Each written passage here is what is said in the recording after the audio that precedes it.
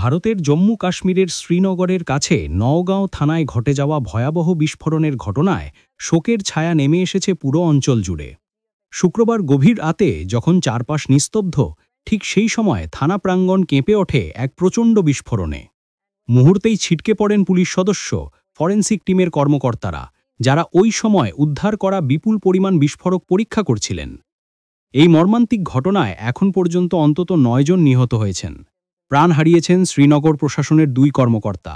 আহত হয়েছেন আরও কমপক্ষে ২৯ জন, যাদের মধ্যে বেশ কয়েকজনের অবস্থা আশঙ্কাজনক। আহতদের দ্রুত ভারতীয় সেনাবাহিনীর ৯২ বেস হাসপাতাল ও Sher e Kashmir institute of medical সায়েন্সেসে ভর্তি করা হয়েছে। হাসপাতাল কর্তৃপক্ষ জানিয়েছেন, বহুজনের শরীরে গভীর ক্ষত রয়েছে, কয়েকজনের অবস্থা তাৎক্ষণিক অপারেশন ছাড়া নিয়ন্ত্রণে আনা সম্ভব নয়। পুলিশ সূত্রে জানা যায়, হরিয়ানার ফরিদাবাদ থেকে উদ্ধার করা সন্দেহজনক বিস্ফোরকগুলো তদন্তের স্বার্থে নওগাঁও থানায় আনা হয়েছিল। বিশেষজ্ঞ দল বিস্ফোরকগুলো পরীক্ষা ও নিষ্ক্রিয়করণের প্রক্রিয়া শুরু করার সময় আচমকাই ঘটে অপ্রত্যাশিত বিস্ফোরণ। মুহূর্তেই থানা ভবনের বড় অংশ ধসে পড়ে, চারদিকে ছড়িয়ে যায় ধ্বংসাবশেষ ও ধোঁয়া, যা কয়েক কিলোমিটার দূর থেকেও স্পষ্ট দেখা যায়। বিস্ফোরণের পরপরই শীর্ষ পুলিশ কর্মকর্তা, সেনাবাহিনী ও জরুরি উদ্ধার কর্মীরা ঘটনাস্থলে পৌঁছে উদ্ধার অভিযান শুরু করেন। পুরো এলাকা ঘিরে ফেলা হয়েছে। কিভাবে এত শক্তিশালী বিস্ফোরণ ঘটল তা খতিয়ে দেখছেন তদন্তকারীরা।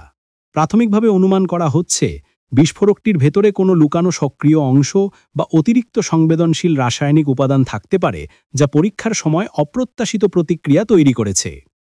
নওগাঁওয়ের স্থানীয় বাসিন্দারা জানিয়েছেন, মধ্যরাতের সেই বিস্ফোরণের শব্দে পুরো এলাকা যেন কেঁপে ওঠে। অনেকে মনে করেছিলেন ভূমিকম্প হয়েছে। ধোঁয়া আর আগুনের আলো দেখে অনেকে দৌড়ে বেরিয়ে আসেন রাস্তায়। একাধিক প্রত্যক্ষদর্শী জানান, এমন ভয়াবহ ধাক্কা তারা জীবনে কখনো শোনেননি। এই ঘটনা ঘিরে শোক আর আতঙ্কে ভুগছে মানুষ। নিহতদের পরিবারের সদস্যরা ভেঙে পড়েছেন। এক ফরেনসিক কর্মকর্তার সহকর্মী বলেন, ওরা নিজেদের জীবনের ঝুঁকি নিয়ে আমাদের সুরক্ষার জন্য কাজ করছিল। আজ সেই দায়িত্ব পালন করতেই ওদের জীবন দিতে হলো। ঘটনার সুনির্দিষ্ট কারণ জানতে ইতোমধ্যে উচ্চ পর্যায়ের তদন্ত কমিটি গঠন করা হয়েছে।